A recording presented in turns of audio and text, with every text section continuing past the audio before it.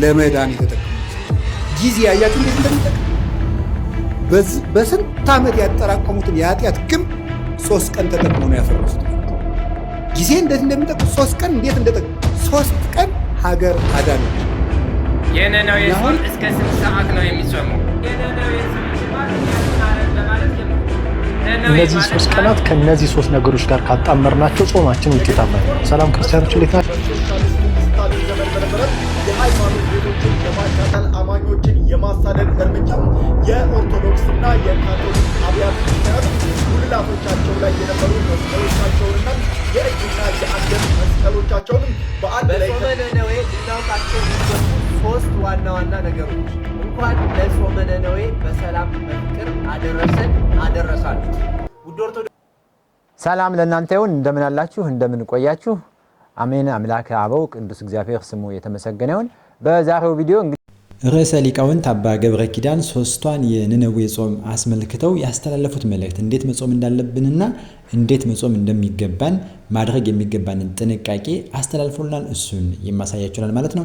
እንዲሁም በዚሁ በጾመ ነነዌ ተያይዞ እስከ ስንት ሰዓት ነው የሚጾመው፣ ጾመ ነነዌ እንዴት ብንጾመው ነው ውጤት የምናገኘው የሚለውን የምንመለከት ይሆናል። እንዲሁም ደግሞ በዚሁ በጾመ ነነዌ የመጀመሪያ ቀን ተአምር ታይቷል። እሱን ተአምር በቅድሚያ የማስመለክታችሁ ይሆናል ማለት ነው። እንዲሁም ከዚሁ ጋር ተያይዞ መስቀል ኦርቶዶክሳውያን መስቀል አሰባስበው ምንድን ያደረጉት በርካታ መስቀሎች ተሰብስበው የሆነው ነገር እጅግ በጣም አሳዛኝ ሆኗል ማለት ነው።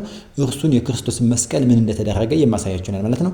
እንግዲህ እስከ መርሃ ግብሩ ፍጻሜ ድረስ አብራችሁን ቆዩ። በድጋሚ እንኳን ለጾመ ነነዌ ሁላችሁንም በሰላም አደረሳችሁ፣ እንኳን አደረሰን እንባባል። ጾም ሲወጣ ብቻ ሳይሆን ጾም ሲገባ እንኳን ደረሳችሁ መባባል የኦርቶዶክሳውያን ልማዱ ስለሆነ ማለት ነው። ሁላችሁም ቪዲዮውን ላይክ ማድረግ እንጀምር። ሰብስክራይብ ምንድን ነው የማታደርጉት? ለምንድን ነው የማታደርጉት? አሁን ማርኩ። የዛሬውን ቪዲዮ የምንጀምረው ይህን ድንቅ የሆነ ተአምር የፕሮቴስታንት ብዙ ፓስተሮች እየተጠመቁ ኦርቶዶክስ እየሆኑ ይገኛሉ። ይሄ ድንቅ ነገር ነው። ትልልቅ ፓስተሮች በተለይ ደግሞ ኢትዮጵያ ውስጥ ያሉ ሳይሆን አውሮፓውያን የመሰረቱት ፕሮቴስታንትን የመሰረቱት ትልልቅ ፕሮቴስታንት ፈረንጆች ኦርቶዶክስን የተቀበሉ ነው። እንመልከተው።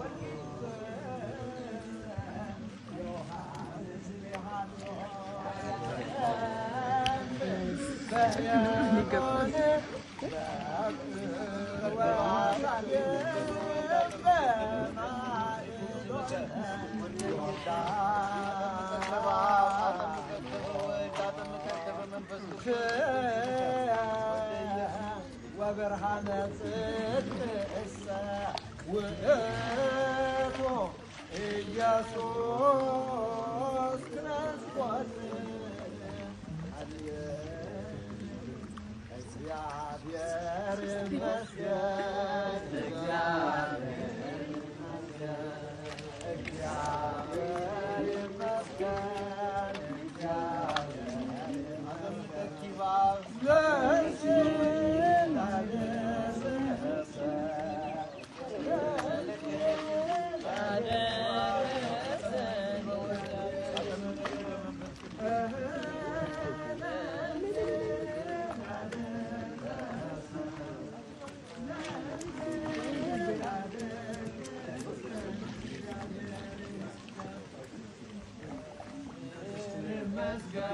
አምስት ጊዜ ኮፒ ሊንክ ለ5 ሀገር በቀል መናፍቃን ሼር አድርጉልኝ። ይሄ ከላይ ከምስሉ የምትመለከቱት ሰሞኑን ወደ እናት ቤተክርስቲያን የመጡ ነጮች ነው። በስጋዊ ማንነታቸው ነጮች ናቸው። አሁን ግን ሰማያዊ ማንነት በቅድስት ኦርቶዶክሳዊት ቤተክርስቲያን በኩል የሥላሴ ልጅነትን አግኝተዋል። በነገራችን ላይ የሀገር በቀል መናፍቃኖች ስሙኝ ልንገራችሁ፣ አባቶቻችሁን የነዚህ አባቶች ብርድ ልብስ በተለበሰ ሰልባጅ በተቆላ በተንገረገበ ስንዴ ኢትዮጵያዊነታቸውንና ኦርቶዶክሳዊ ክርስትናቸውን ነጠቋቸው። ለእናንተ አባቶቻችሁ ደግሞ ድንቁርና አወረሳችሁ። ጭፍን ጥላቻ፣ ትችት፣ ነቀፋ፣ ኦርቶዶክሳዊና በነገደ ሴም የሆነ የከረረ የዘቀጠ ጥላቻ አውርሰዋችሁ ሞቱ። አሁንም ቢሆን ከጀርመን ሚስዮናውያን ይልቅ ኑ ወደ እውነተኛውን ክርስቶስ ወደምትሰብከው ቅድስት ቤተ ክርስቲያን ተመለሱ እላችኋለሁ። እንግዲህ እናንተን ደብል ማንነት፣ ነጭ አምላኪነት ወይም ደግሞ ፕሮቴስታንቲዝም የሚባለውን ርዕዮተ ዓለም የጫኑባችሁ የእነሱ አባቶች ልጆቻቸው እየተመለሱ ነው። እናንተ ሀገር በቀል መናፍቃን ከእውቀቱ እውቀት፣ ከቅድስናው ቅድስና፣ ከኢትዮጵያዊነት ኢትዮጵያዊነት፣ ከጀግንነት ጀግንነት፣ ከታሪክ ታሪክ የላችሁበትም። ተመለሱ። እንደ ሀገር አገራዊነታችሁን ውደዱ። እንደ እምነት ደግሞ ወደ ቅድስት ኦርቶዶክስ ቤተክርስቲያን ተመልሳችሁ ልጅነታችሁን ተቀበሉ። ከምንም በላይ ይህንን ድንቅ ነገር ያደረገ በጾሙ መጀመሪያ ይህን ታምር ያሳየ እግዚአብሔር እስቲ ስሙን እናመስግን። እግዚአብሔር ይመስገን እያል ሁላችንም ስሙን እናመስግን። እግዚአብሔር ይመስገን እያል እንጻፍ። ይህን ስላደረገ እንግዲህ መጽሐፍ ቅዱስ ምን ይላል? በአንድ ኃጥእ ምክንያት ንስሐ በሚገባ ወደ ኦርቶዶክስ ወደ እውነት ወደሚመጣ ሰው ምክንያት በሰማይ ታላቅ ደስታ ይሆናል፣ በሰማይ መላእክት ዘንድ ታላቅ ደስታ ይሆናል ስላለ እንኳን ደስ ያላችሁ፣ እንኳን ደስ ያለን የተባባል እንጸጻፍ፣ እንመሰጋገን። እግዚአብሔር ይህን ስላደረገ ማለት ነው። ኦርቶዶክሳን ቁጥራችን ስለበዛ ስለመጡ ሳይሆን ወደ ህይወት መንገድ ስለመጡ ደስታ የሰማይ መላእክትን ደስታ እኛም እንድንካፈል እግዚአብሔር ስለረዳን ማለት ነው። ይህን ያደረጉ አባቶቻችን አስተምረው ወደ ኦርቶዶክስ ወደ እውነተኛው መንገድ እንዲመጡ ያደረጉ ኦርቶዶክሳዊት ምንነትን ለፈረንጆች ለፕሮቴስታንት እምነት አቀንቃኞችና መስራቾች ለሆኑት ለዋነኞቹ እንደምትመለከቱት ነጮች ናቸው የተጠመቁት። ለነዚህ ፕሮቴስታንት አራማጆችና መስራቾች ሃይማኖትን አስተምረው ላጠመቁ አባቶቻችን አገልጋዮች፣ ካህናት፣ ወንድሞች፣ መምህራን ሁሉ በእውነት እግዚአብሔር ያክብርልን፣ እግዚአብሔር ቃሉትን ያሰማልን፣ የአገልግሎት ዘመናችሁን በእድሜ በጤና ይጠብቀው ማለት እንወዳለን ማለት ነው። እጅግ ድንቅ የሆነ ነገር ተደርጓልና ደግሜ ላለው በሰማይ ታላቅ ደስታ የሆነው ይህንን የምስራች ስለሰጠን እግዚአብሔር ይመስገን እያልን እግዚአብሔር እናመስግን። እግዚአብሔር ይመስገን፣ እግዚአብሔር ይመስገን፣ እግዚአብሔር ይመስገን። አሁንም ስላደረገልን ነገር ሁሉ እግዚአብሔር ይመስገን። መስቀል ተሰብስቦ ነበር። በርካታ መስቀሎች ተሰብስበው ምንድን ነው የሆኑት? እጅግ አስደንጋጭ አሳዛኝ ዜና ወጥቷልኝ። አቤል ብርሃኑ ያጋራው አንድ መረጃ ወጥቷልኝ። በርካታ መስቀሎች ወጥተው ተሰብስበው በአንድ ታይተዋል። ምን ሆነ? አቤል ብርሃኑ ያጋራውን ይህንን ምስል እስኪ ተመልከቱት። ይህ ምስል በርካቶችን ያስገረመ ሲሆን አቤል ብርሃኑም በገጹ ላይ እንዲህ ሲል ገልጿል። ይህንን ምስል በሉቴኒያዊ ሀገር ጫካ ውስጥ ተከምሮ የተገኘው በመቶ ሺዎች የሚቆጠር መስቀል ብዙዎችን የሚያስገርም የቱሪስት መዳረሻ ሆኗል ሲል የገለጸ ሲሆን መስቀሎቹ በሶሻሊስቱ ስታሊን ዘመን በነበረ የሃይማኖት ቤቶችን የማቃጠል አማኞችን የማሳደድ እርምጃ የኦርቶዶክስና የካቶሊክ አብያተ ክርስቲያናት ጉልላቶቻቸው ላይ የነበሩ መስቀሎቻቸውንና የእጅና የአንገት መስቀሎቻቸውን በአንድ ላይ ከጥቃቱ ለማዳን ያከማቹበትና ከመቃጠል ካዳኑት ከዓመታት በኋላ የተገኘ ቦታ ነው ሲል እንደምትመለከቱት መረጃውን አጋርቷል። ታዲያ በዓለማችን ላይ በርካቶች እንደዚህ በከባድ ሁኔታ ውስጥ ሆነው ሃይማኖታቸውን ለትውልድ ለማስተላለፍ ዋጋ ከፍለዋል። እኛም ሀገር ያሉ ገዳማውያን አባቶች ወንጌልን የሚወዱ ፍለጋ እንዳይሰደዱ እናት ቤተክርስቲያንም ለዘመናት የጠበቀቻቸው ልጆቿን እንዳታጣ በበርካታ ችግር ውስጥ ሆነው ዋጋ ከፍለዋል። ታዲያ እነዚህ ለሀገር ሰላም ሌት ተቀን የሚጸልዩትን ገዳማውያን መደገፍ ደግሞ ከኛ ይጠበቃል። በሙታንሳ የማር ቅዱስ ሚካኤል አንድነት ገዳም የሚገኙ አባቶች ዛሬም ወቅቱን ጠብቆ በሚፈራረቅ የበጋ ፀሐይ፣ የክረምት ዝናብና ጎርፍ እንዲሁም ውርጭ እየተፈተኑ ይገኛሉ። በአሁኑ ወቅት በዓታቸው ታዲያ እየተሰራ ይገኛል። የቅዱስ ሚካኤልን ህንፃ ቤተክርስቲያን ለመስራትም ዝግጅቶች እየተደረጉ ይገኛሉ። የተሻለንን ድጋፍ በማድረግ ገዳማውያኑን እናግዝም። ድጋፍ ለማድረግ የኢትዮጵያ ንግድ ባንክና የአቢሲኒያ ባንክ አካውንቶች እዚህ ጋር ከላይ አስቀምጬላችኋለሁ። በዛ በኩል ድጋፍ አድርጉ። መስቀል ኃይላችን ነው። ኃይላችን መስቀል ነው። የሚያድነን መስቀል ነው። በመስቀሉ እንድናለን፣ ድነናልም። አይሁድ ይኩታል፣ እኛ ግን እናምነዋለን። መስቀል እንዲህ አይነት ኃይል ያለው ታላቅ ክብር ያለው ጌታ ኢየሱስ ክርስቶስ ዓለሙን በገዛ ደሙ የዋጀበት ድንቅ ጸጋ የተሰጠበት ታላቅ ነገር ነው መስቀል እንግዲህ ማለት ነው። ሐዋርያው ቅዱስ ጳውሎስ የሚመካ ቢኖር በክርስቶስ ትምክህት ማን መስቀል በቀር ሌላ ትምክህት ከኔ ራቅ ብሎ እንደተናገረ ማለት ነው። እንግዲህ አባቶቻችን እንዲህ አድርገው መስቀል አቆይቶ ነበረ ማለት ነው። ዛሬም በኢትዮጵያ በርካታ አባቶቻችን እንዲህ ያደርጋሉ። እጅግ ድንቅ ነገር ተደርጓል። የእግዚአብሔር ስራህ ድንቅ ነው። ስራህ ግሩም ነው።